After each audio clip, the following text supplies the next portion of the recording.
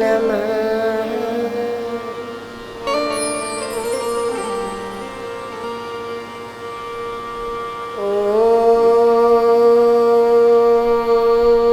नमो भगवते वासुदेवाय।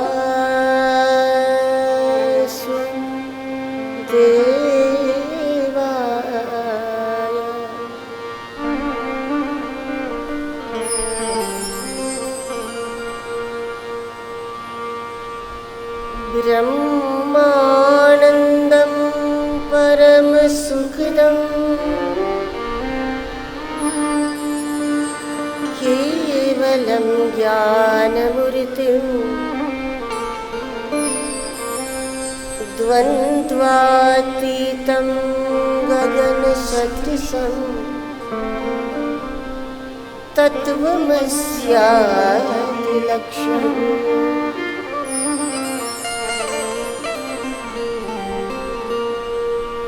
एकं नित्यं विमलमचलं सर्वधी साक्षीभूतं भावातीतं त्रिगुणरहितं सद्गुरुं तं नमामि।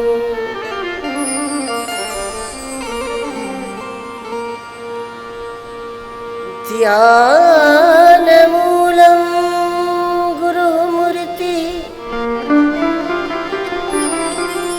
पूजामूलं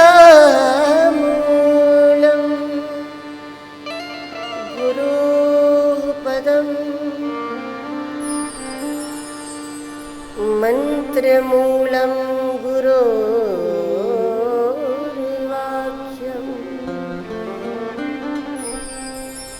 मोक्षमूलं गुरोः कृपा।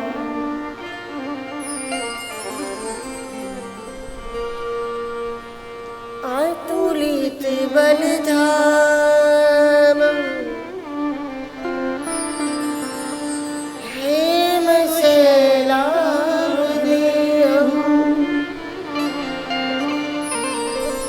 दनुजीवनकृशानुं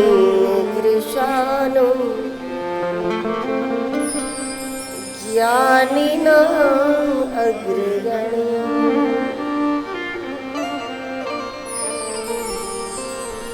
सकलगुणनिधानं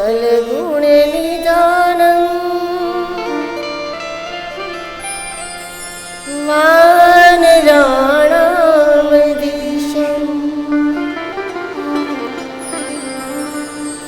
रघुपतिप्रियभक्तं वातजातं नमामि।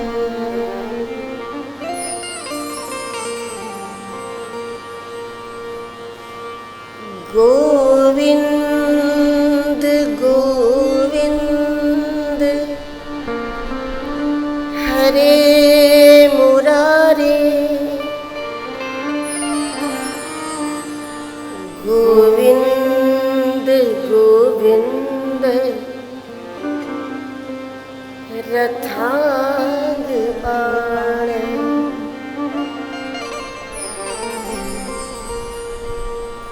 गोविंद गोविंद मुकुंद कृष्ण गोविंद गोविंद नमो नमस्ते।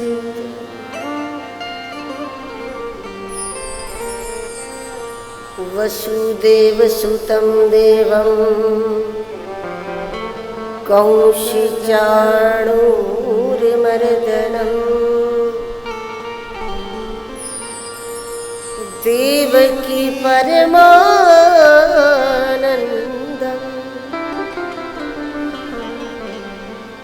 कृष्णं वन्दे जगद्गुरु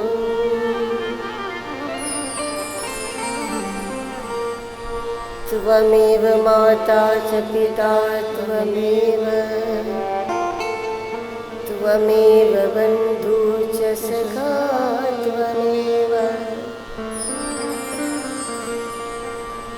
त्वमेव विद्या द्रविणं त्वमेव सर्वं मम देव।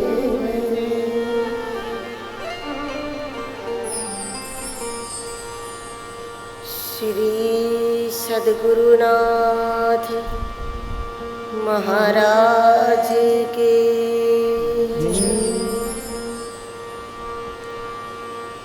श्री राम कृष्ण भगवान की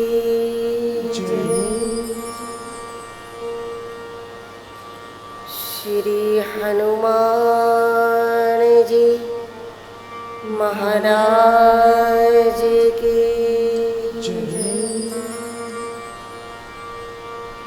श्री नर्मदा मैया की पूज्यपाद श्री डोंगरे जी महाराज की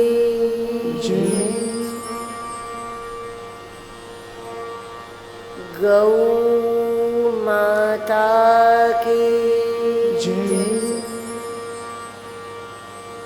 श्री सुखदेव जी महाराज की श्री व्यास जी महाराज की श्री द्वारिकाधीश की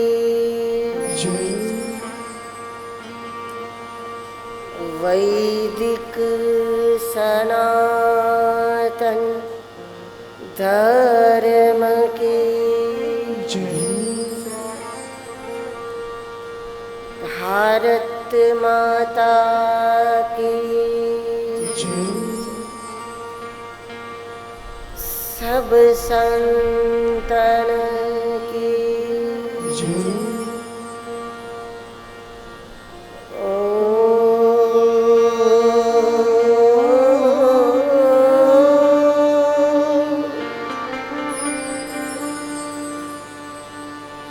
नमः पार्वती पतये हर हर महादेव।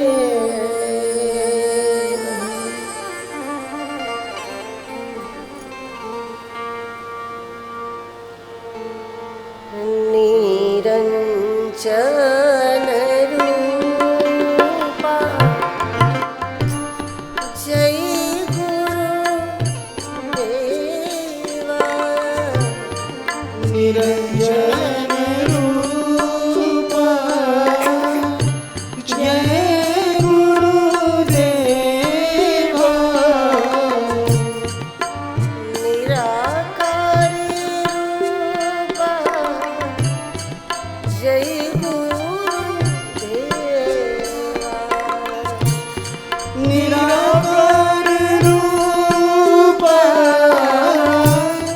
जय गुरुदेवा ब्रह्म स्वरूपा जय गुरुदेवा ब्रह्म स्वरूपा जय गुरुदेवा पर ब्रह्म रूपा जय गुरुदेवा परब्रह्म रूपा जय गुरुदेवा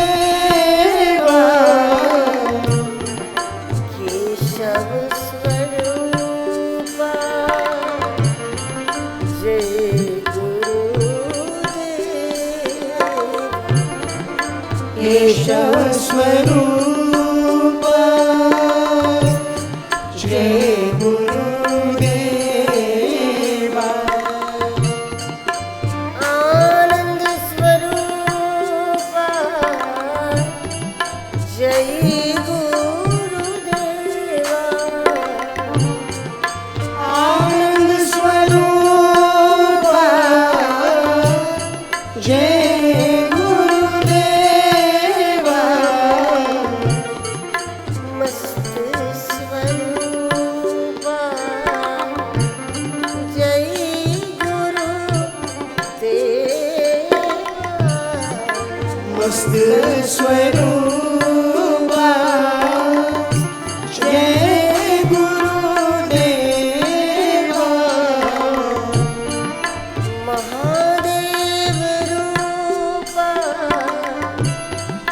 जय गुरुदेवा महादेव रूपा जय गुरुदेवा आत्मा स्वरूपा जय गुरुदेवा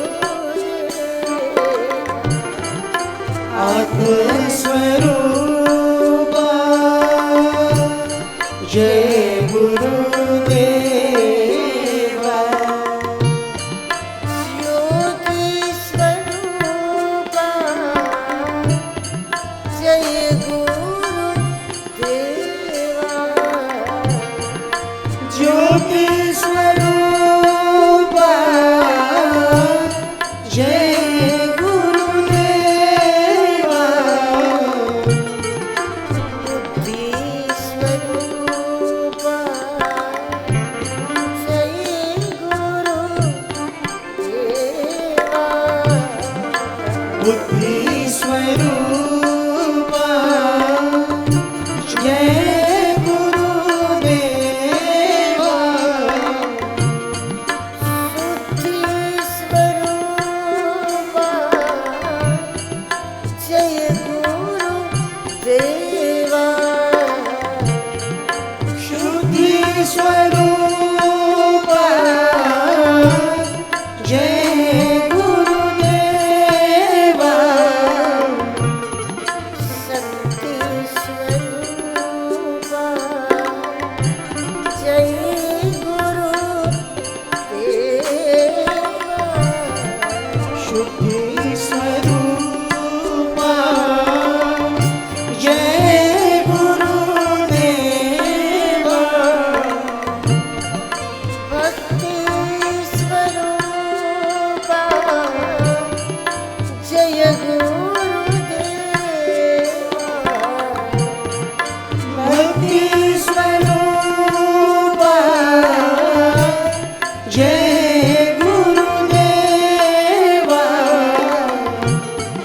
दया स्वरूपा जय गुरुदेवा दया स्वरूपा जय गुरुदेवा क्षमा स्वरूपा जय गुरुदेवा क्षमा स्वरूपा जय गुरुदेवा गुप्त स्वरूपा जय गुरुदेवा गुप्त स्वरूपा जय गुरुदेवा गोविंद स्वरूपा जय गुरुदेवा गोविंद स्वरूपा जय गुरुदेवा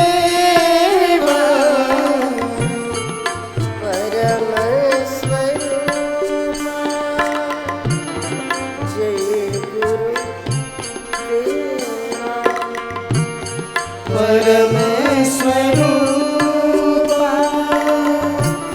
जय गुरुदेवा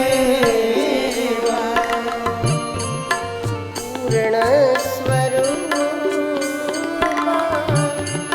जय गुरुदेवा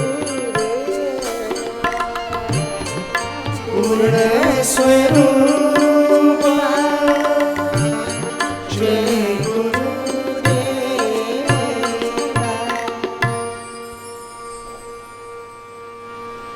हरे राम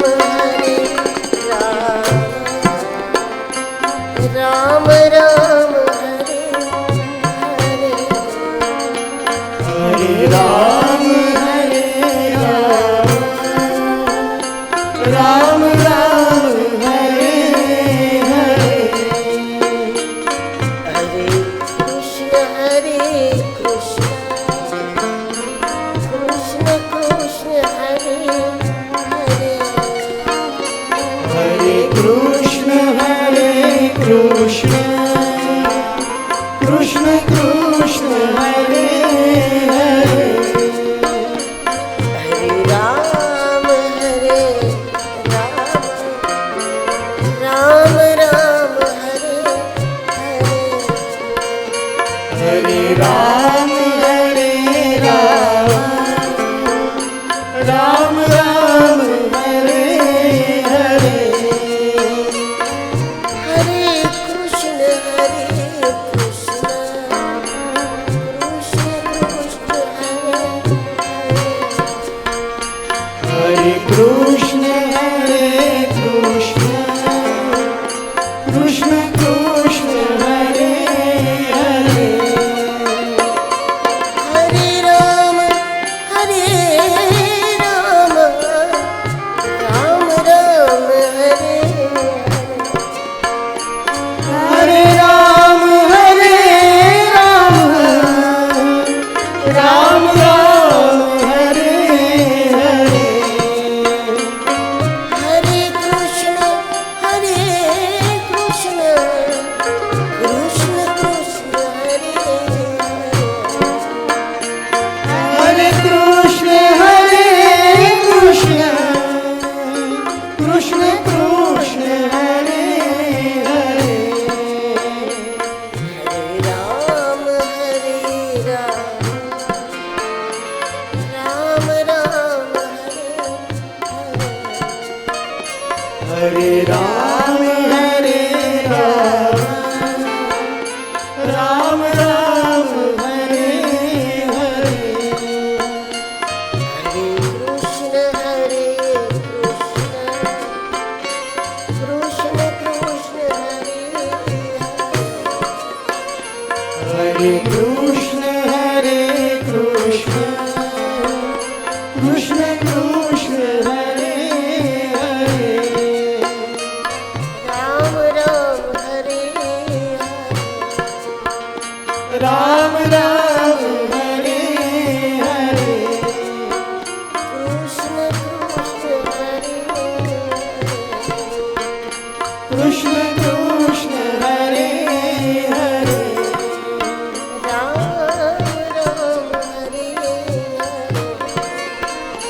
राम राम हरे हरे हरे कृष्ण हरे कृष्ण हरे हरे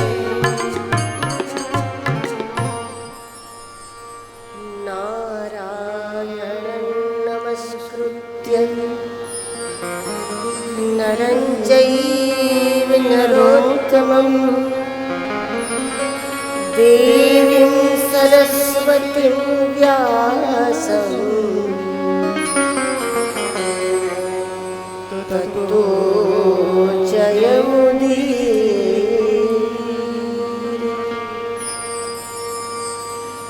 बोलिए श्रीमद्भागवत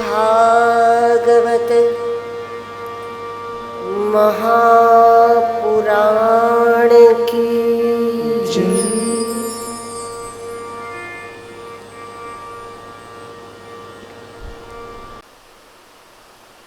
बहुत जरूरी है। इससे हम विमुख नहीं हो सकते, इसमें हम अश्रद्धा भी नहीं कर सकते। हमें व्रत करना ही होगा, हमें जप करना होगा, हमें साधना अनुष्ठान थोड़ा बहुत करते रहना चाहिए, करना ही होगा। लेकिन ये मालूम होना चाहिए इससे कुछ होने वाला है, क्योंकि जिस दिन बात बनती है तो एक ज्योत से दूसरी ज्योत प्रकट होती है। उसी प्रकार कोई दिव्य चेतना के स्पर्श से हमारी चेतना जागृत होती है।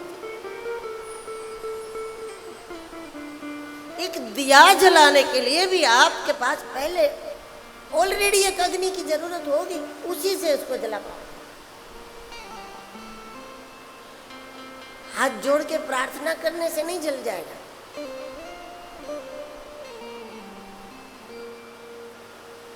उस पर चंदन कुमकुम लगाने से नहीं जल जाएगा, वो प्रार्थना से नहीं जलेगा।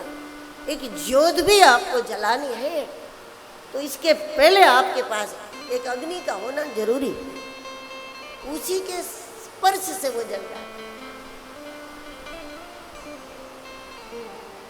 हमारी आत्म चेतना को जगाने का उपाय है कोई दिव्य चेतना का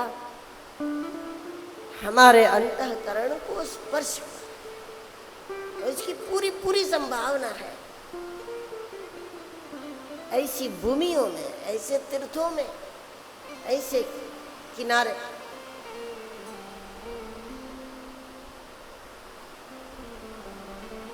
हालांकि लोग तीर्थों के विषय में भी ये सोचते हैं, कहते भी हैं कि तीर्थ में भी कहाँ सब लोग अच्छे होते हैं,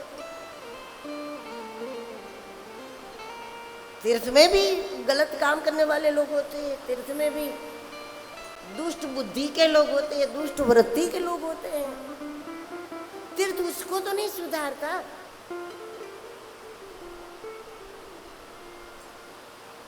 सही है, हाँ, तीर्थ उसको नहीं सुधारता, तीर्थ में भी गलत लोग होते हैं,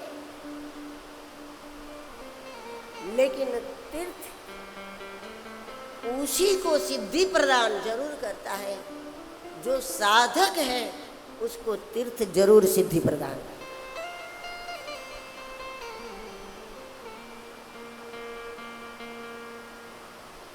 अति पुनीत साधक सिद्धिदाता, अति पुनीत साधक सिद्धिदाता,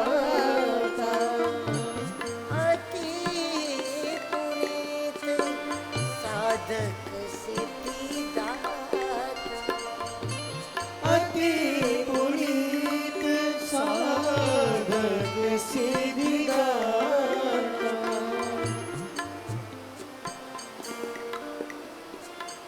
नैमिषारण्य के लिए कहा है साधक सिद्धिदाता, तो नर्मदा जी के लिए भी कहा है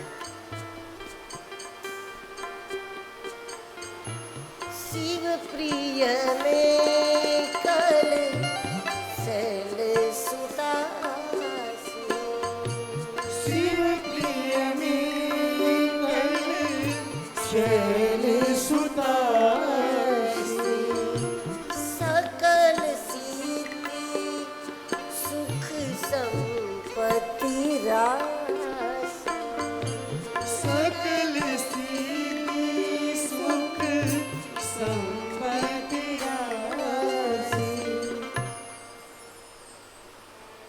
नर्मदा जी सकल सिद्धि सुख संपत्ति राशि, नर्मदा जी सबको सिद्धि देती है, सभी को सुख देती है। अब ऐसे में नर्मदा जी के तट पर तो कोई दुखी होना ही नहीं चाहिए ना, कोई दुखी नहीं होना चाहिए, क्योंकि ये तो सबको सिद्धि प्रदान कर दिया।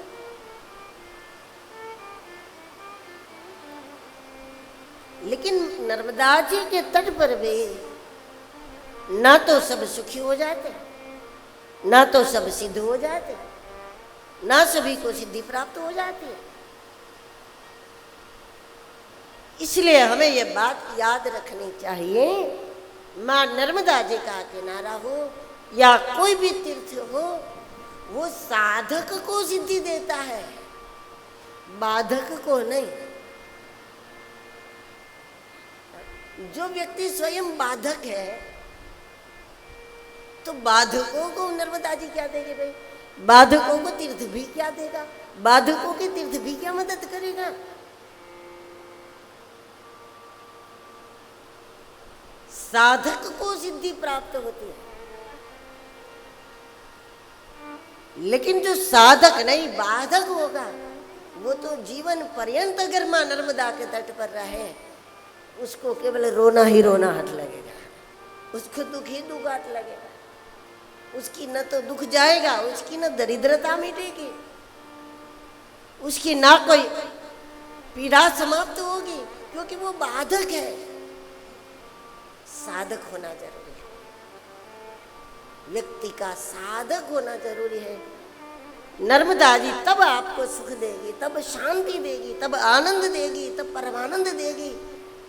सारी मनोकामनाएं पल में पूरी करती है नर्मदा, पल में, साल भर में नहीं, 10 साल में नहीं, 20 साल में नहीं, पल में हमारी मनोकामना को पूर्ण करती है। लेकिन इसके लिए हमारा साधक होना चाहिए।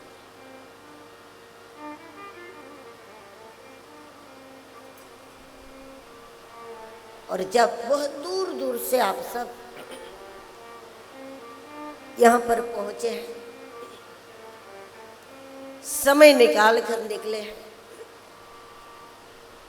लंबी यात्रा करते हुए आए हैं, बड़ा खर्च करके आए हैं, तो इसमें कोई संदेह नहीं है हमारे मन में कि यहाँ पर जितने भी श्रोता हैं, यहाँ सब साधक श्रोता है, बाधक कोई नहीं।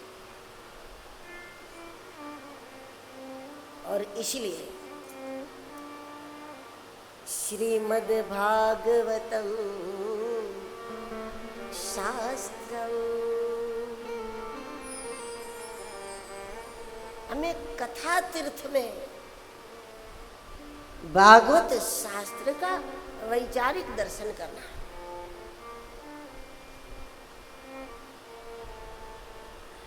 भागवत जी में कथा तीर्थ शब्द है,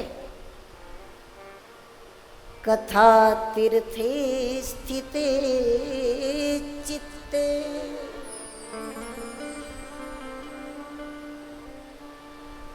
कथा तीर्थ में जब हमारा चित्त स्थिर होगा तो ये मानसर है कथा तीर्थ। जब यहाँ पर हम शास्त्र की चर्चा करेंगे तो निसंदेह हम भीतर से सुरक्षित हो जाएंगे। एक होता है शस्त्र, दूसरा होता है शास्त्र। शस्त्र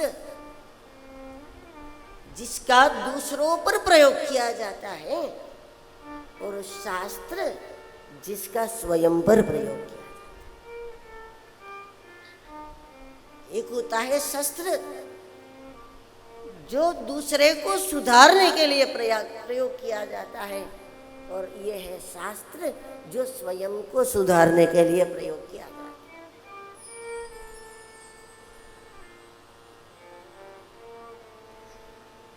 जिसके पास शस्त्र है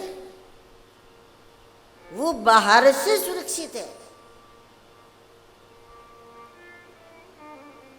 लेकिन उस तलवार से, उस त्रिशूल से, उस बंदूक से, उस रिवॉल्वर से हम अपने क्रोध को नहीं मार सकते, हम अपने काम को नहीं मार सकते, हम अपने लोभ को नहीं मार सकते, हम अपने विकारों को नहीं मार सकते।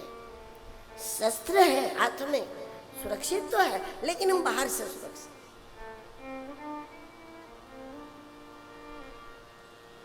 दुनिया में ऐसे बहुत कम लोग हैं औरों से जिस पर खतरा है, औरों से खतरा है, ऐसे बहुत कम लोग हैं खुद ही पर खुद का खतरा है, ऐसे ही ज्यादा लोग खुद का ही खतरा खुद पर है, संख्या इसी की ज्यादा है। हमारे लोभ ने हमारा पतन किया, हमारी वृत्ति ने हमारा पतन किया, हमारे क्रोध ने हमारा पतन किया, हमारे भ्रम ने हमारा पतन किया, हमारे दुर्गुणों ने हमारा पतन किया। वो ही ज्यादा है, वो ही ज्यादा है। दूसरों से खतरा है जिस पर, वो तो 1% भी लोग नहीं है दुनिया में, आधे से आधे % भी नहीं हो गए कि औरों से उस पर खतरा है, लेकिन खुद का ही खतरा खुद पर है, खुद को खुद ही से खतरा है। अधिकांश तो वही है। तो ऐसे में हम कैसे सुरक्षित रहेंगे, ऐसे में हमें कौन बचाएगा? तो इसका उपाय है शास्त्र है।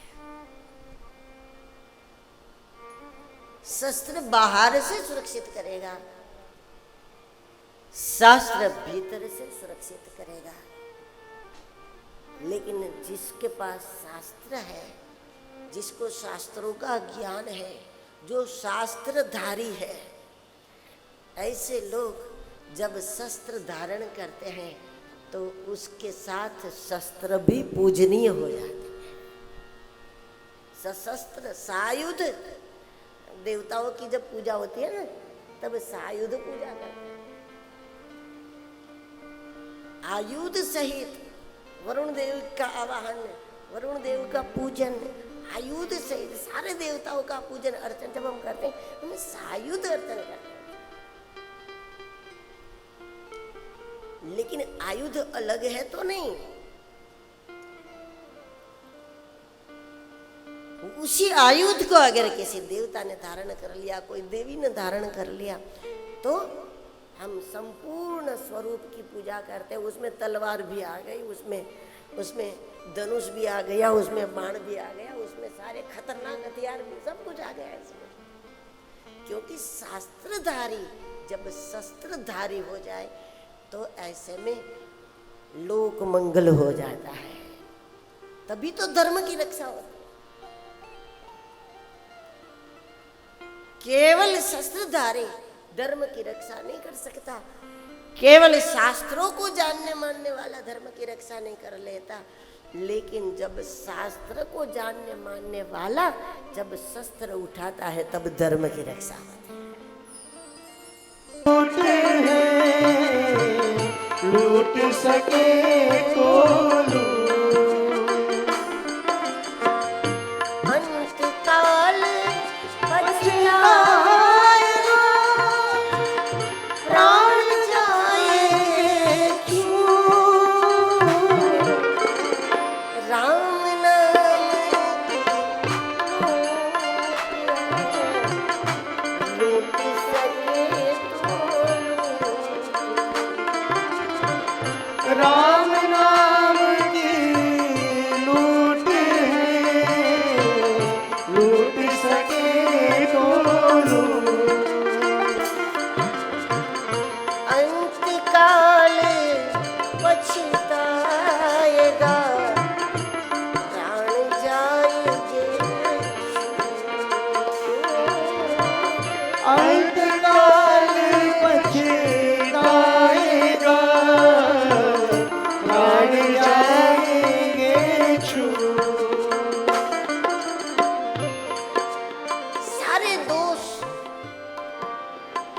जिसको हम लेकर आए हैं, कोई जन्म से लोभी है, कोई जन्म से क्रोधी है। वो बच्चा था तब भी गुस्सा करता था, वो बड़ा हुआ तब भी करता है। बच्चा था तब भी लूटता था, बड़ा हुआ तब भी लूटता है। वस्तु बदल गई, पहले खिलौना लूटता था, बाद में पता नहीं क्या क्या लूटने लगे। दोष जाते नहीं है, लेकिन दोषों की दिशा परिवर्तन हो जाए तो व्यक्ति धन्य हो जाता है।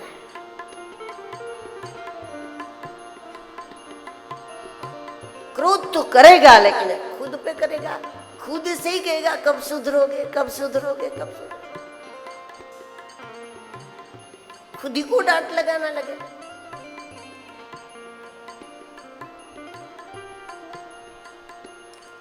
जब सत्संग करें तो क्या होगा? श्रीमद् भागवत के महात्म्य में, स्कंद पुराण में यह शब्द है, श्रीमद् भागवतम नाम। पहले अपने नाम का घमंड था, अब हरि नाम की मस्ती हो गई। पहले जो मद था वो भौतिकताओं का मद था, मेरा घर, मेरा बंगला, मेरा पैसा, मेरी बैंक बैलेंस, बस उसी का विचार। पहले मद भौतिकताओं का था, लेकिन जब हम सत्संग में चले गए तो मद बदल गया और ये मद श्रीमद हो गया। घर मेरा है, धन मेरा है, ये बात थी पहले। अब गोविंद मेरा है, कृष्ण मेरा है, भगवान मेरा है।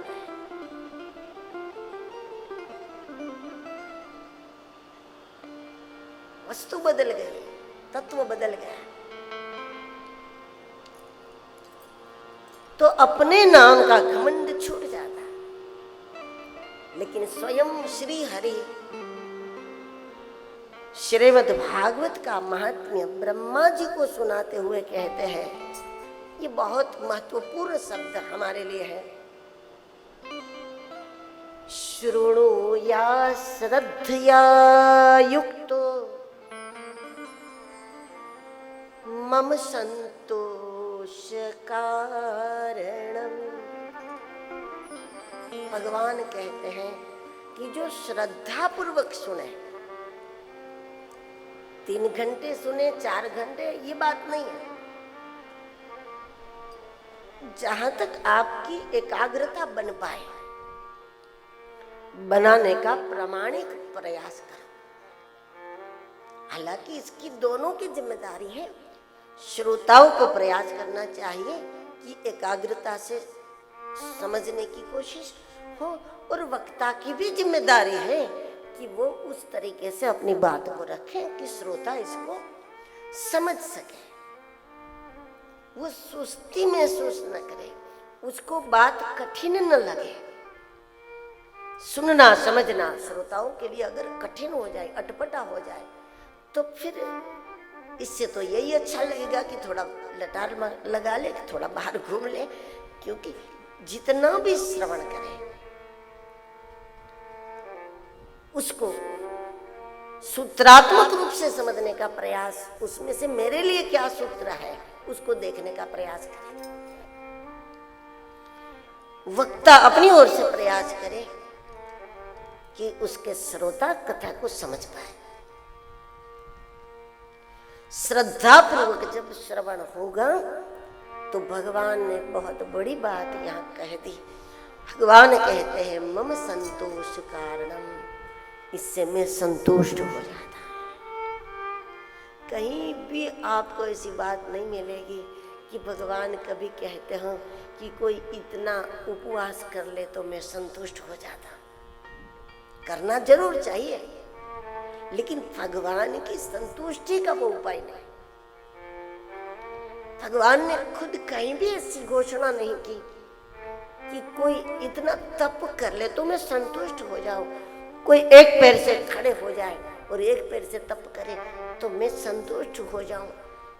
कोई 10-12 साल तक खड़े खड़े भजन करे, मैं इससे संतुष्ट हो जाऊं। कोई 4 धाम बार बार करता रहे, मैं उससे संतुष्ट होता हूँ। भगवान एक ही बात पर कहते हैं कि कोई श्रद्धा पूर्वक श्रीमद् भागवत को श्रवण करे, मैं उससे संतुष्ट होता हूँ। ये बड़ी बात है। अब हम माखन मिश्री भोग लगाते हैं, 56 भोग, ये सब इसलिए तो लगाते ना कि भगवान संतुष्ट हो जाए, भगवान तृप्त हो जाए। और वो भी हमारा संस्कार है, हमें उससे विमुख बिल्कुल नहीं होना है। जो मिला है भगवान का दिया हुआ है, तो हम भगवान को भोग लगावे जरूर, जरूर हम अनुकूट लगावे। सब कुछ प्रभु का दिया हुआ है। जो उत्सव करे मस्ती से करे, अच्छे से करे, लेकिन इससे परमात्मा तृप्त हो जाएंगे, ऐसा नहीं हो सकता। भगवान स्वयं अपनी संतुष्टि का कारण इसी को बताते हैं। शृणु या श्रद्धया युक्तो मम संतोष कारणम्। शृणु या श्रद्धया युक्तो मम संतोष कारणम्। नित्यं भागवतं यस्तु पुराणं पठते नरः प्रत्यक्षरं भवेत् तस्य कपिलादानजं फलम्। कपिलादानजं फलम्। जहाँ पर भागवत का पाठ होता है वहां कथा में कौन आ जाता है? भगवान ब्रह्मा जी को बताते हैं, श्रोताओं को, यजमानों को, सबको ये मालूम होना चाहिए और ये विश्वास होना चाहिए। स्वयं परमात्मा बताते हैं कि जहां भागवत होता है वहां कौन कौन आते हैं? यजमान के जो परिचित हैं वो तो निमंत्रण देने पर आते हैं।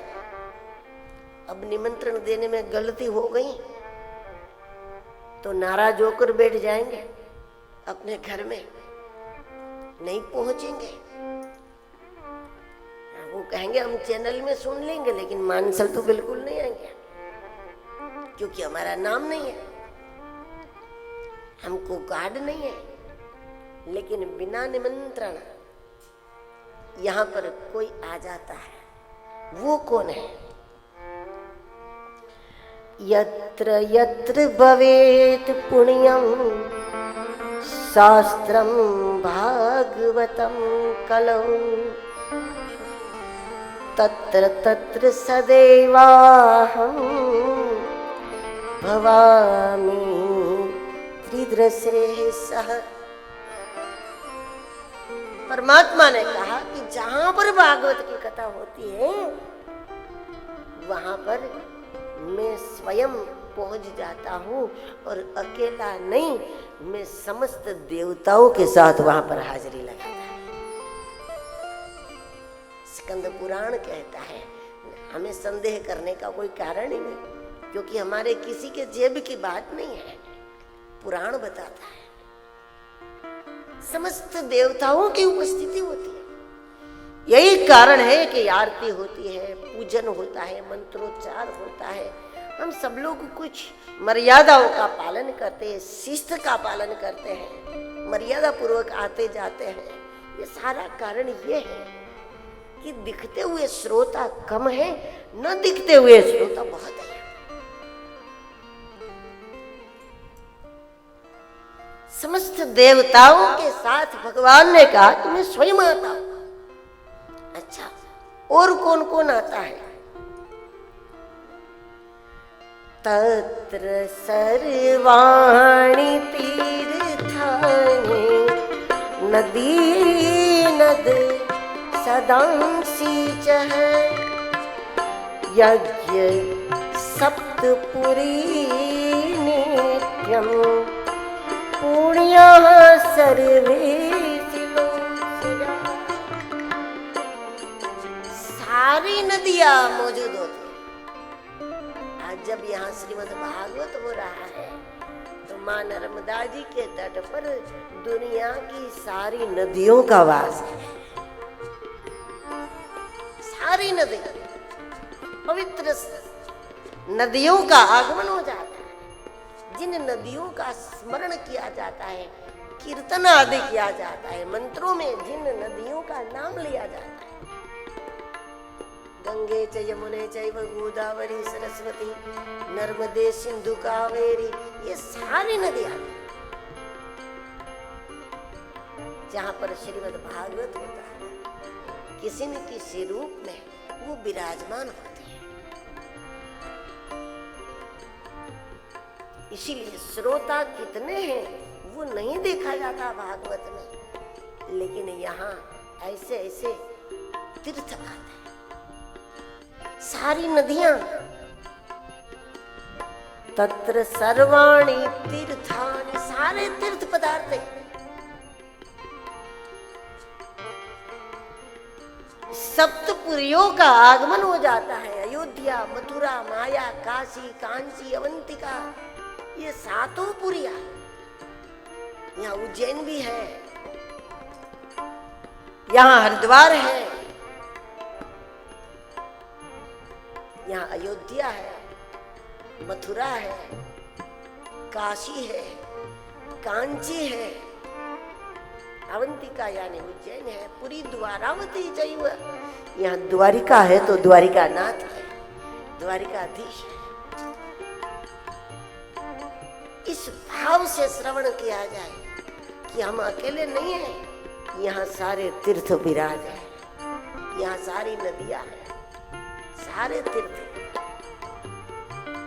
द्वारिकाधीश सुन रहे हैं, द्वारिकाधीश विराजमान है, महाकाल विराजमान है। जहां भागवत होता है वहां सारे पवित्र पर्वत भी पधारते हैं। तो हम क्यों न भरोसा करें कि स्वयं गिरनार यहाँ पर विराजमान है, हिमालय विराजमान है, सुमेरु विराजमान है, विंध्याचल विराजमान है, क्योंकि पुराण प्रमाण है।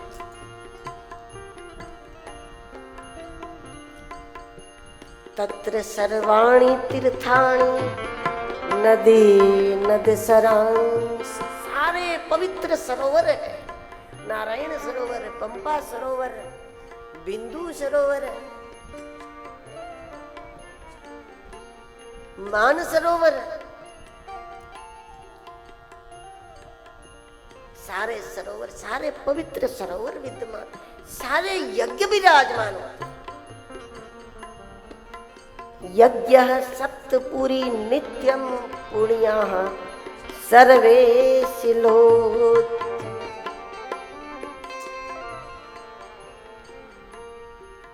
और जब ये सब आ जाते हैं जहाँ भागवत होता है, तो इनके परिणाम रूप हमें क्या प्राप्त हो जाता है? तो इसके परिणाम रूप श्रोतव्यम मम शास्त्रम ही यशो धर्म जयार्थम पाप क्षयार्थम लोकेश मोक्षार्थम धर्म बुद्धिना। हमें प्राप्ति होती है यश की।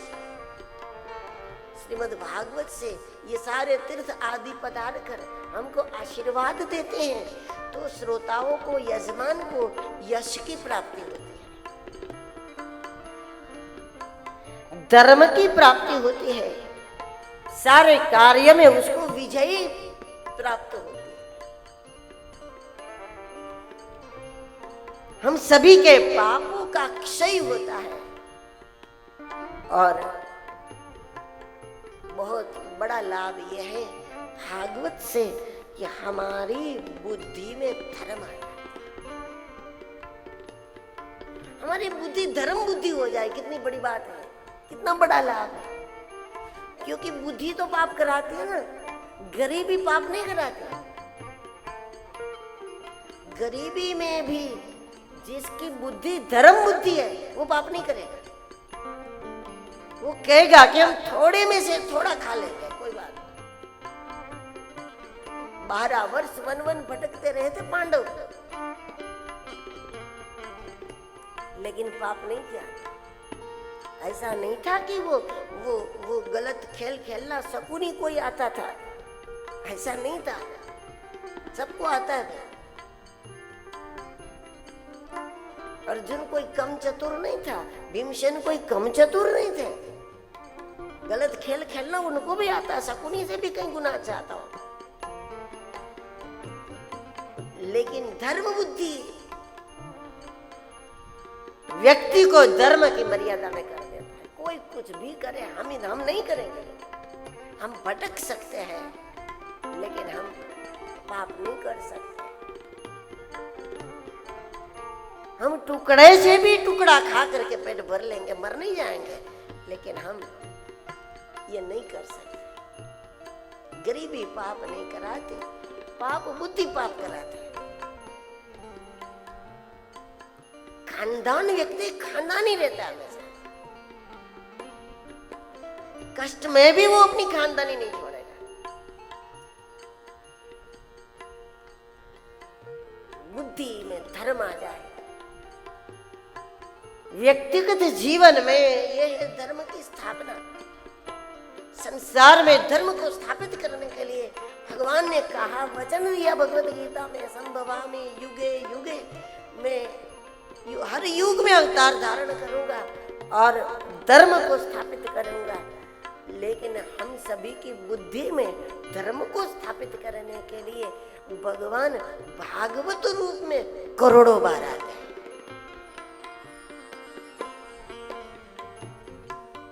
अवतार धारण करे भगवान 24 बार, 4 युग में 24 बार भगवान पधारते हैं संसार में धर्म की स्थापना करने के लिए। लेकिन हमारी आपकी बुद्धि में धर्म की स्थापना करने के लिए श्री हरि भागवत के रूप में करोड़ों बार पधारते हैं। भागवत अवतार लेकर के भगवान हमारी बुद्धि में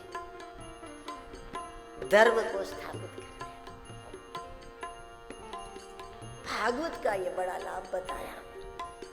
मोक्षार्थम धर्म बुद्धिना,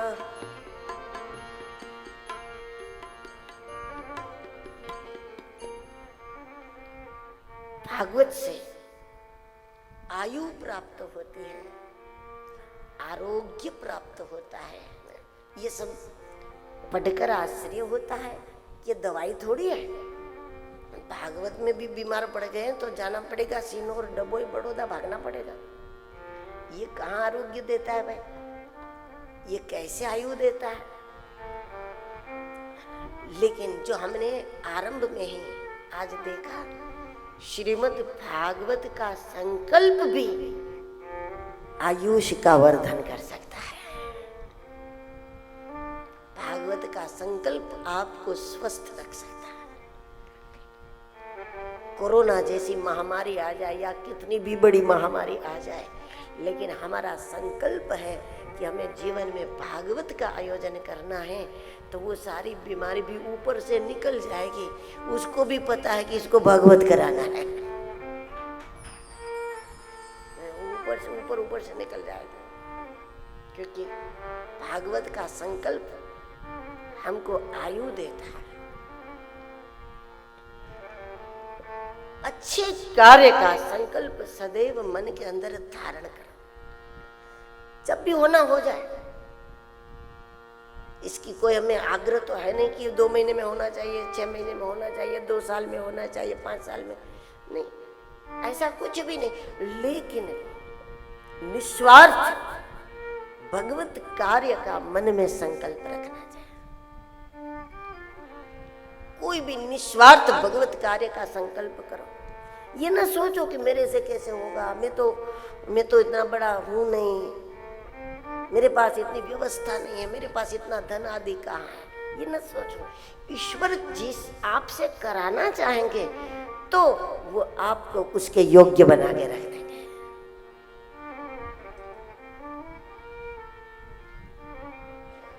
ये उसका काम है।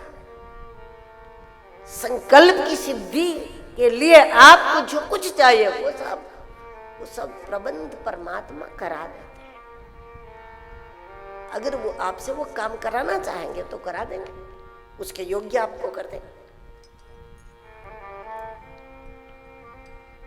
इस रूप में भागवत आयु देता है।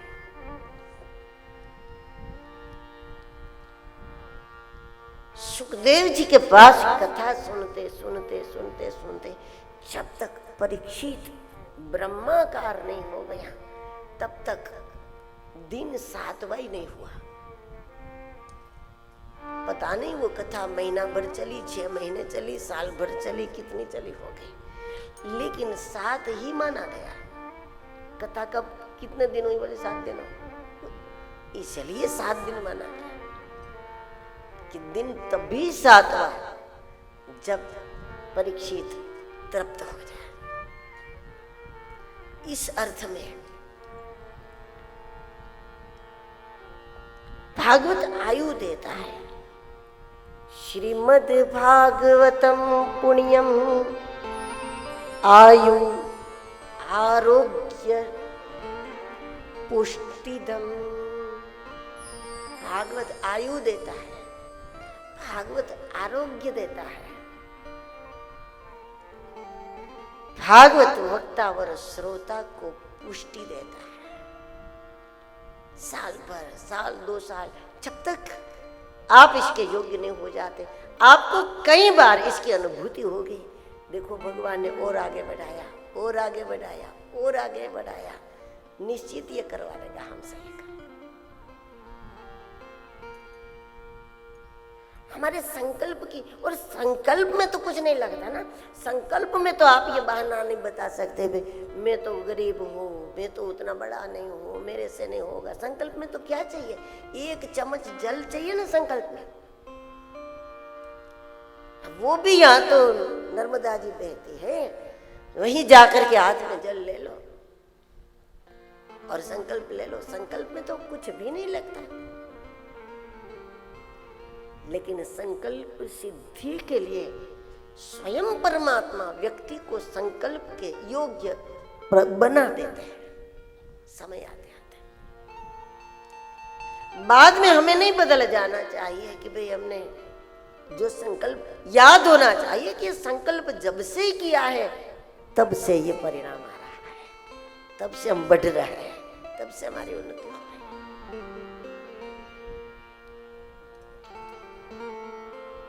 भागवत आयु देता है, आरोग्य देता है, और पठनात् श्रवणात् वापि सर्व पाप प्रमुच्यते, सर्व पाप प्रमुच्यते, सर्व पाप प्रमुच्यते, सर्व पाप प्रमुच्यते। भगवान स्वयं बता रहे हैं ब्रह्मा को स्कंद पुराण में, जो भागवत से विमुख है उसकी गति केवल और केवल यमराज है। जो भागवत से विमुख है, यम के फंदे से, वासनाओं के बंधन से उसको कोई मुक्त नहीं कर सकता। देखो लोग सकाम पूजा पाठ करते रहते हैं, लेकिन वासनाओं के बंधन से मुक्त नहीं होता।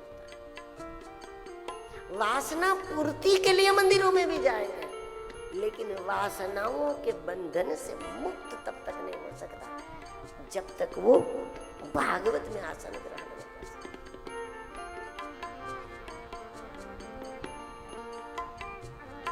कोई तीर्थ इतनी जल्दी पवित्र नहीं करता, कोई नदी इतना जल्दी मनुष्य को पवित्र नहीं करता। तीर्थ, नदी, मंदिर, ये सब कालांतर में आपको जरूर शुद्ध कर देते हैं, पवित्र करते हैं, लेकिन श्रीमद् भागवत तत्क्षण पवित्र कर देता है।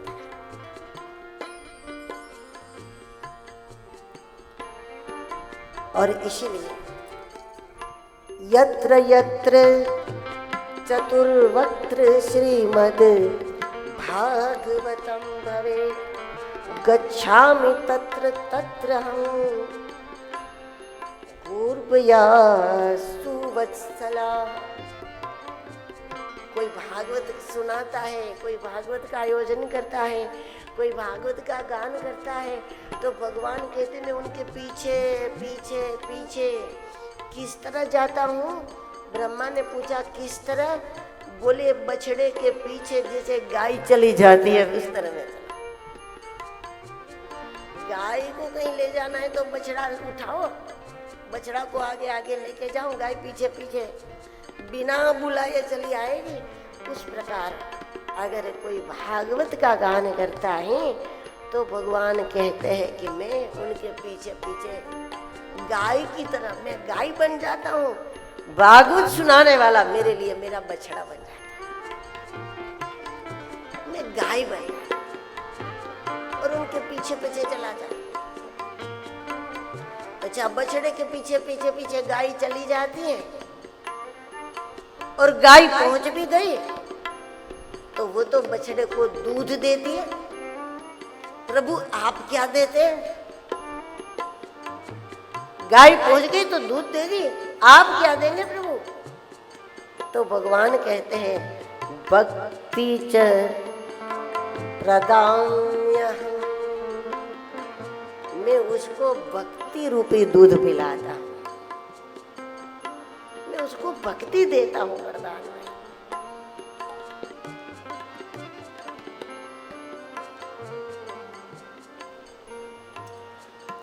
यहां भी भगवान नहीं रुके, भगवान ने अंत में यहां तक कह दिया कि जो कोई भागवत सुनाता है, भागवत सुनता है, भागवत का आयोजन करता है तो मैं उसके वश में हो जाता। वशीकृतो यहं तैश्च सस्त्रिया सत्पतिर्यथा, मैं उसके अधीन हो जाता। केवल गाय की तरफ पीछे पीछे जाता हूं। अरे गाय तो बछड़े को दूध पिला दे, बछड़े का पेट भर गया ना, फिर मां निश्चिंत, उसके बाद तो निश्चिंत हो जाती है। बछड़ा इधर घूमता है, माँ इधर घूमती है, बछड़ा इधर खाता है, माँ उधर खाती है, क्योंकि मां निश्चिंत हो गई। लेकिन भगवान कहते हैं कि मैं निश्चिंत भी नहीं हो जाता हूं, मैं उसके वश हो जाता।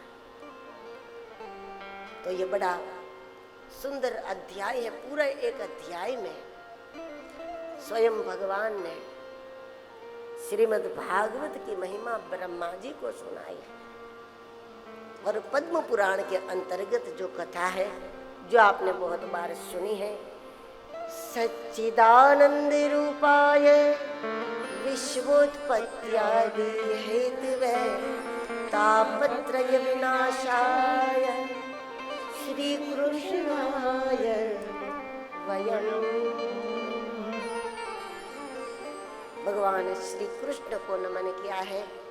व्यास जी ने भागवत का आश्रय और भागवत की महिमा को किसने नहीं गाया? सबने गाया है। व्यास जी ने बताया गंगा के तट पर जब सुखदेव जी महाराज स्वयं विराजमान थे परीक्षित को कथा सुनाने के लिए, और उस समय देवता भी लालायित होकर वहां पहुंच गए थे, हाथ में अमृत लेकर पहुंच गए, और वो अमृत था स्वर्ग का अमृत। जब हाथों में अमृत लेकर के गए, ये मान करके परीक्षित प्रभावित हो जाएगा, और प्रभावित होकर परीक्षित कहेगा कि महाराज अब कथा छोड़ो, कथा नहीं सुननी है, अब तो अमृत का घड़ा आ गया, यही पी लूं, मैं अमर हो जाऊं, अब कथा सुनने की क्या जरूरत थी। जब अमृत का घड़ा ही लेकर कोई आ जाए फिर तो कोई सवाल ही नहीं, मृत्यु नाम की तो कोई चीज रहेगी नहीं हमारे लिए। अरे जिसका मृत्यु निश्चित है, जिसने अमृत की एक घूंट नहीं पी, अमृत नाम की कोई चीज नहीं देखी है, लेकिन 2 पैसे ज्यादा जेब में आ गए, वो भी कथा में स्थिर नहीं होता। अब सोचिए कि पूरा खड़ा मिल जाए अमृत का, तो वो कौन कथा सुनेगा? क्यों सुनेगा? क्योंकि एक ही तो भय होता है, मृत्यु। अब वो ही नहीं रहा तो क्यों कथा सुनेगा। लेकिन तब भी परीक्षित का मन बदला नहीं। जब देवता खड़ा लेकर गए तो भी परीक्षित का मन नहीं बदला, क्योंकि परीक्षित के पास इस बात की कोई गारंटी नहीं है, इस बात का कोई प्रमाण नहीं है कि देवों वाला अमृत पिया और कोई निर्भय हो गया। ऐसी कोई घटना उदाहरण के रूप में उसके सामने नहीं है। लेकिन सदगुरु वाला अमृत पीकर तो करोड़ों करोड़ों निर्भीक हो गए। इसलिए अब हमको भरोसा हारी, तुमने लाखों की नैया तारी। अब हमको भरोसा है भारी, तुमने लाखों की नैया तारी। अब हमको भरोसा है भारी, तुमने लाखों की नैया तारी। अब हमको भरोसा है भारी, तुमने लाखों की नैया तारी। भर दो झोली गुरुजी हमारी, हम आए शरण में तुम्हारी। भर दो झोली गुरुजी हमारी, हम आए शरण में तुम्हारी। भर दो झोली गुरुजी हमारी, हम आए शरण में तुम्हारी। भर दो झोली गुरुजी हमारी, हम आए शरण में तुम्हारे। दोषी जन्मों के मेरे हजारों, गुरु चाहे तो पार उतारो। दोष जन्मों के मेरे हजारों, गुरु चाहो तो पार उतारो। अब हमको भरोसा है भारी, तुमने लाखों की नैया तारी। अब हमको भरोसा है भारी, तुमने लाखों की नैया है तारी। अब हमको भरोसा है भारी, तुमने लाखों की नैया तारी। अब हमको भरोसा है भारी, तुमने लाखों की नैया है तारी। अब जीत हुई है हमारी, मोह माया भी हमसे हारी। अब जीत हुई है हमारी, मोह माया भी हमसे है हारी। अब जीत हुई है हमारी, मोह माया भी हमसे हारी। अब जीत हुई है हमारी, मोह माया भी हमसे है हारी। मोह माया भी हमसे हारी। मोह माया भी हमसे है हारी। मोह माया भी हमसे हारी। मोह माया भी हमसे है हारी। तुमने लाखों की नैया तारी। तुमने लाखों की नैया तारी। तुमने लाखों की नैया तारी। तुमने लाखों की नैया तारी। किसी को नारद जी मिल गए, धन्य हो गए। किसी को सुखदेव जी मिले, किसी को सनकादिक मिले, किसी को कबीर मिले, किसी को तुलसीदास मिले, और कईयों का बेड़ा पार हो गया। मिलने मात्र से बेड़ा पार, गुरु के मिलन मात्र से बेड़ा पार हो जाता है। कुछ करना तो इसलिए पड़ता है कि हम पक्के गुरुमुखी नहीं होते। हमारी निष्ठाओं की कमी के कारण निष्ठावान बने रहने के सारे उपाय हमें करने पड़ते हैं। बात उद्धार की है, वो तो प्राप्ति मात्र से होता है। इसलिए परीक्षित ये कोई नई नई औषधि का प्रयोग करना नहीं चाहता। कोई आके कहता है कि हम देवता है और अमृत लेकर आए हैं और इसको पीने वाला अमर हो जाएगा। परीक्षित ने कहा कि आप खुद पे प्रयोग करो, हम अपने ऊपर प्रयोग क्यों करें भाई? कोई नई दवाई है, नई औषधि है, इसकी गारंटी क्या है? लेकिन ये तो बहुत देखा है हमने, कईयों को महापुरुषों ने, सदगुरु ने पल में पार लगा दिए। ऐसे तो करोड़ों है हमारे, कोई शंका नहीं। ब्रह्मा ने भी तराजू में भागवत को रख करके भागवत के महात्म्य को देखा।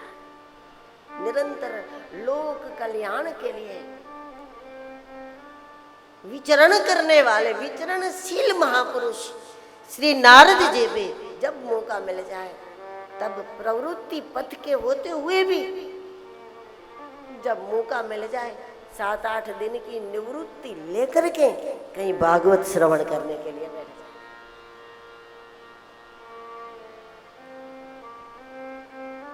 जो आनंद नारद जी को तीर्थों ने नहीं दिया, वो आनंद भागवत ने दिया, जहां सारे तीर्थ भी आकर के बैठ जाते थे।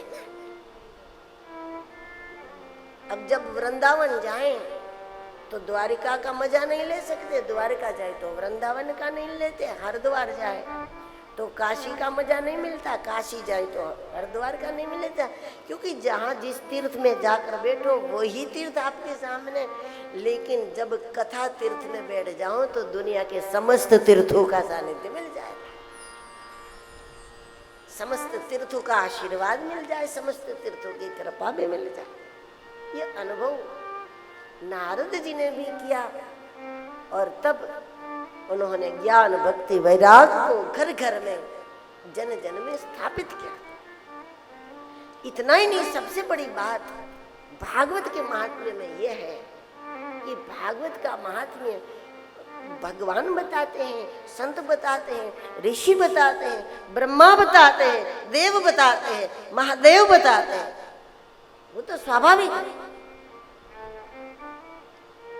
लेकिन धुंधुकारी जैसा प्रेत भी जब प्रेत योनि से मुक्त हुआ तो फिर स्वयं धुंधुकारी बोला, धन्या भागवती वार्ता, धन्या भागवती वार्ता। अब जब प्रेत बोलता है ना, यही शब्द तो बड़ी अद्भुत घटना लगती है। कोई संत बोले धन्या भागवती वार्ता तो स्वाभाविक है, लेकिन ये तो प्रेत बोल रहा है, धन्या भागवती वार्ता, धन्या भागवती वार्ता। प्रेत पीड़ा विनाशिनी, प्रेत पीड़ा विनाशिनी, सप्ताहोऽपि तथा धन्या, सप्ताहोऽपि तथा कृष्ण लोक फलप्रद, कृष्ण योग इससे कौन सा लोक मिलता है? कृष्ण लोक, गोलोक नहीं, वैकुंठ लोक नहीं, स्वर्ग लोक नहीं, कृष्ण लोक, जहाँ आनंद के अलावा कुछ भी नहीं है, ऐसी मनोदशा श्रोता को मिले, इसको कहते हैं कृष्ण लोक। परिस्थिति नहीं बदली, लेकिन अब उसमें आनंद आने लगा। पहले आप शिकायत करते थे, मैं दुखी हूँ, दुखी हूँ, दुखी हूँ, दुखी हूँ। अब वही परिस्थिति आनंद ही आनंद देती है, परिस्थिति नहीं बदली। पहले दुख होता था, अब उसी परिस्थिति में आनंद होने लगा। ये कृष्ण लोक, कृष्ण यानी आनंद। सारे पाप कांपने लगते हैं। धुंधकारी बोला, कंपन्ते सर्व पापानि सप्ताह श्रवणे स्थिते। जब कोई मन बनाता है मुझे 7 दिन श्रवण करना है कथा का, उसी क्षण उनके सारे पाप कांपने लगते हैं कि अब तो भागना पड़ेगा, अब हम रह नहीं सकते इसके जीवन में, अब ये हमको निकालेंगे ही निकालेंगे, अगर हम समझकर नहीं निकलेंगे तो खाक हो जाएंगे।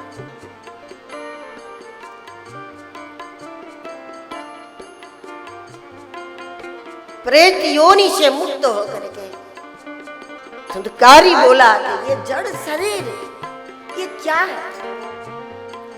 देखो हड्डियों का आधार है, फिर नाड़ियों की रस्सी बांधी है। एक कलाकार भी एक पुतला बनाता है तो कुछ लकड़ियां अंदर कर देता है मजबूती के लिए, फिर जो मसाला चिपकाना है इसके लिए कुछ रस्सियां बांधे। लकड़ियों को हाथ और पैर के आकार में पहले बांध देंगे रस्सियों से, फिर कुछ वस्त्र वगैरह लपटा देंगे ताकि उस पर सामग्री टिक जाए, और वो सामग्री मिट्टी टिक जाए उसके ऊपर, फिर वो कलर बलर कर देता है। क्या है ये शरीर? हड्डियों का आधार है, अंदर नाड़ियों की रस्सी से बांधा है, मांस मांस का मसाला कर दिया है, और ऊपर कलर के रूप में चमड़ी कर दी है। अंत में अगर जानवर खा जाए तो विष्ठा बन जाएंगे, जमीन में गाड़ दो तो मिट्टी बन जाएंगे, और आग लगा दो तो मुट्ठी भर भस्म हो जाएंगे। क्या सार्थकता है इस शरीर की? इसके पहले कि ये 3 में से एक गति को प्राप्त करे, इसके पहले हमें अपनी चित्त वृत्ति को परमात्मा में लगा लेना चाहिए। जीत उसी की है कि वो समय पर अपनी चित्त वृत्ति को परमात्मा की ओर लगा। श्रीमद् भागवत का महात्म्य सबने गाया है, जिसने समझा उसने जरूर खुल करके इसके महात्म्य का गान किया है। महात्म्य के अंत में श्रवण की विधि भी बताई है। श्रोता विश्वास पूर्वक श्रवण करे, विश्वास गुरु वाक्येषु, संयम पूर्वक श्रवण करे, आदर पूर्वक श्रवण करें, उसी वक्ता के द्वारा श्रवण करें जिसके व्यक्तित्व से आपको आदर है।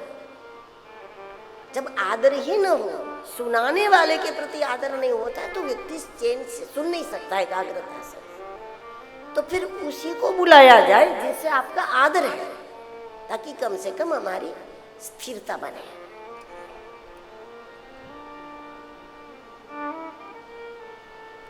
छह अध्याय में महात्म्य बताया पद्म पुराण में, और आज केवल भागवत के प्रथम स्कंध का मंगलाचरण का हम केवल श्लोक गान कर लेते हैं।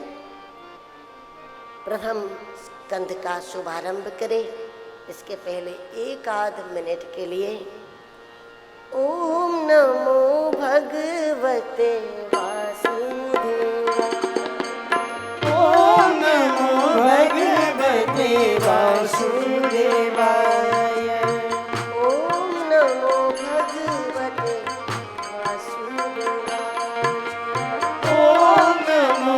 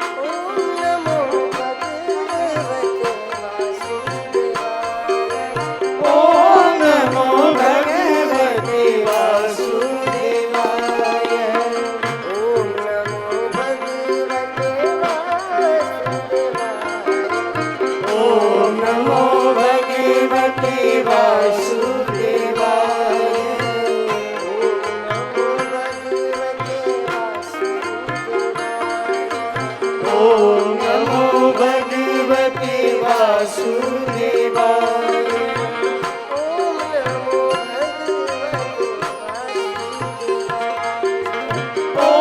नमो भगवते वासुदेवाय ओम नमो भगवते वासुदेवाय ओम नमो भगवते वासुदेवाय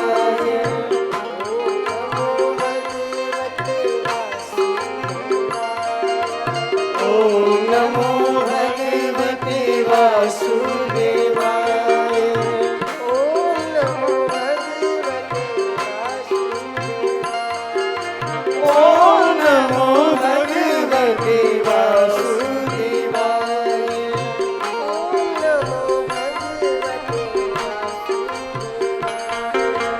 ओम नमो भगवते वासुदेवाय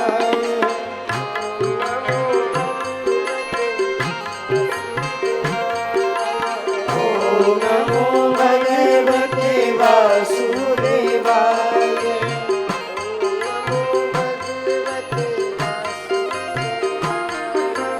ओम नमो भगवते वासुदेवाय श्रीमद् भागवत जो 12 स्कंद में है,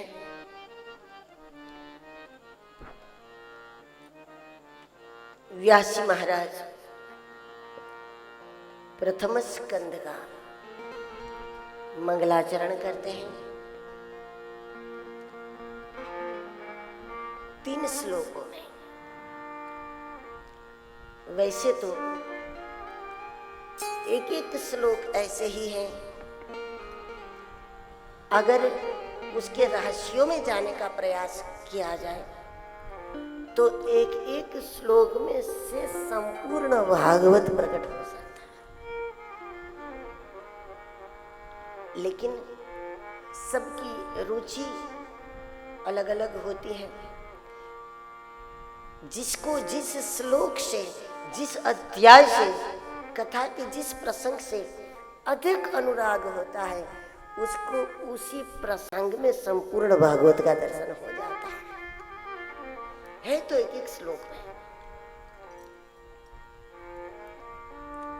जन्मान्द्यस्य यतोऽन्वयादितरतश्चार्थेष्वभिघ्नस्वराट् तेने ब्रह्महृदाय आदिकवये मुह्यन्ति यत्सूरयः तेजो वारिमृदां यथा विनिमयो यत्र त्रिसर्गो मृषां दाम्ना स्वेन सदा निरस्तकुहकं सत्यं परं धीमहि।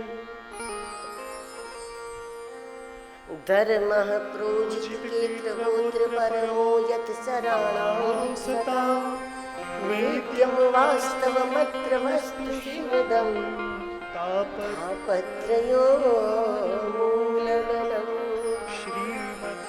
श्रीमद्भागवते महामुनिकृते किं वा परे ईश्वरः सद्योरत्यवरुध्यते त्रिकृतिभिः शुश्रूषुभिः तत्क्षणात् निगमकल्पतरुर्गलितं फलं सुखमुखादमृतजलसंयुतं पीबत भागवतं रसमालयम् मुहुरहो रसिकाः भुवि भावुकाः। 3 श्लोक में मंगलाचरण। प्रथम श्लोक में सत्यम परम धीमहि, परम सत्य का हम ध्यान करते हैं।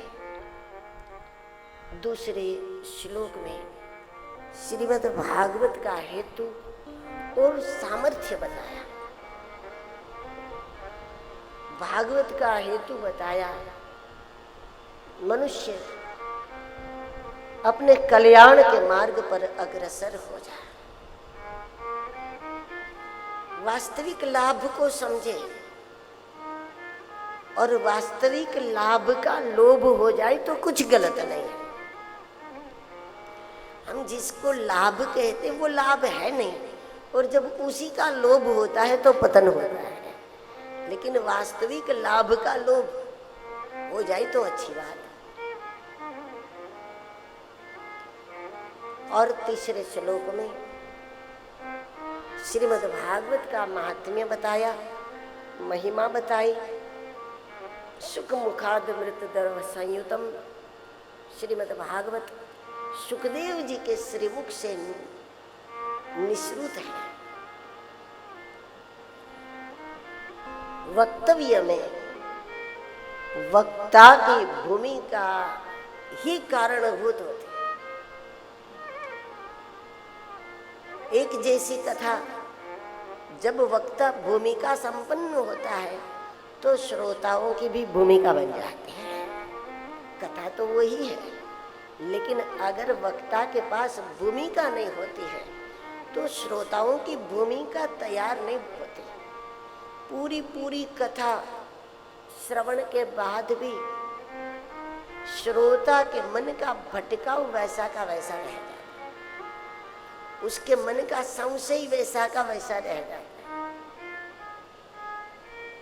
क्योंकि भूमिका मिली नहीं, समाधान नहीं हुआ। सवाल तो पहले भी थे और कथा श्रवण के बाद भी सवाल ही रहा, तो कहाँ पहुंचे? कहीं भी नहीं।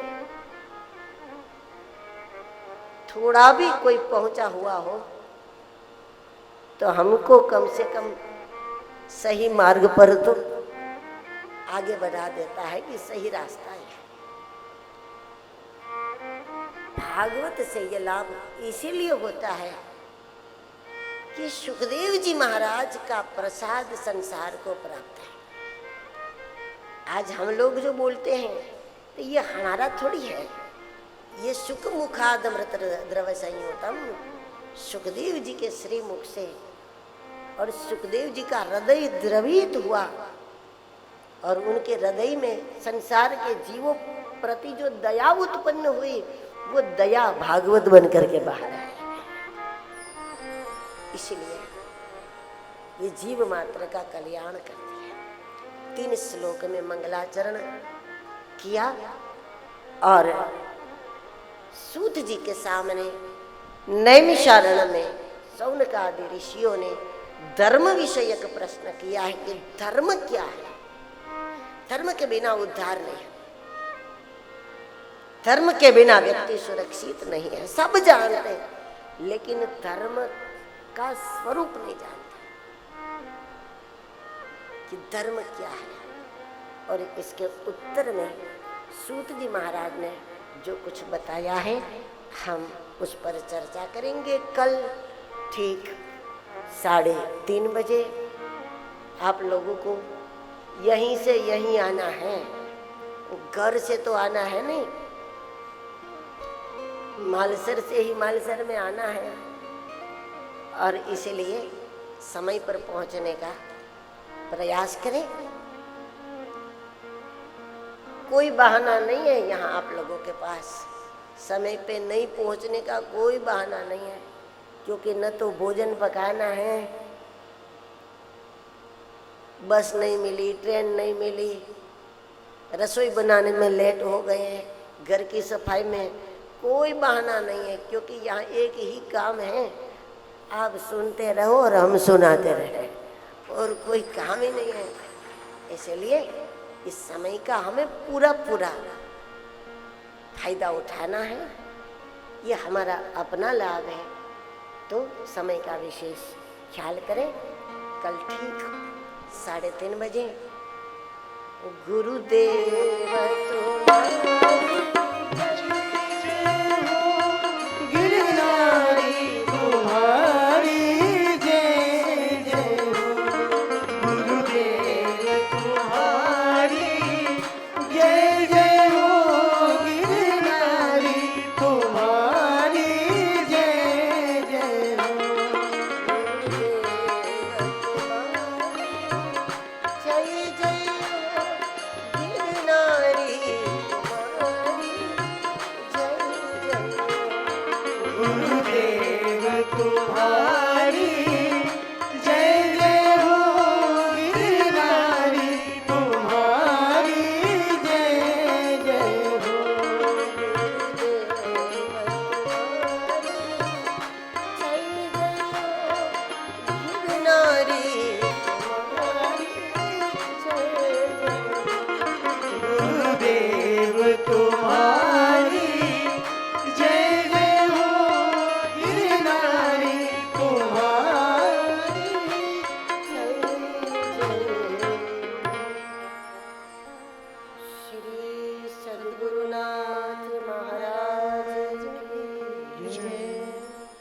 वीर नारी महाराज की जय, नर्मदा मैया की जय, सब संतन की जय।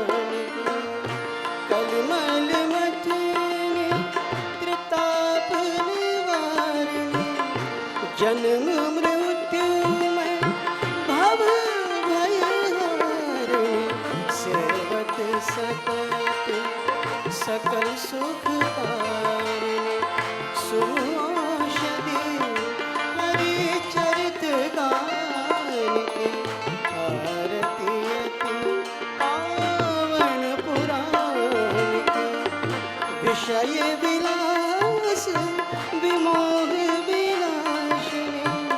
विमल विराग विवेक विकासिनी, भगवत रहस्य प्रकाशिनी, परम ज्योति परमात्म ज्ञान की, आरती अति पावन पुराण की, परमहंस रसिक हृदय रस रास विलासिनी, भूति मूर्ति रति प्रेम सुभासिनी, कथा किंचन प्रिय सुजान की, आरती अति पावन पुराण की, धर्म भक्ति विज्ञान धर्म भक्ति विज्ञान खान के, धर्म भक्ति विज्ञान खान के, कर्पूर गौरम करुणावतारम, संसार सारम भुजगेन्द्र हारम, सदा वसंतं हृदयारविन्दे, भवं भवानी सहितं नमामि। बोलिए श्रीमद्भागवत महापुराण की जय। आप हमारे संत वाणी चैनल को सब्सक्राइब करें, वीडियो को लाइक करें, शेयर करें और हाँ, बेल आइकन पर क्लिक करना बिल्कुल ना भूलें ताकि हमारी किसी भी वीडियो की सूचना सबसे पहले आपको मिले।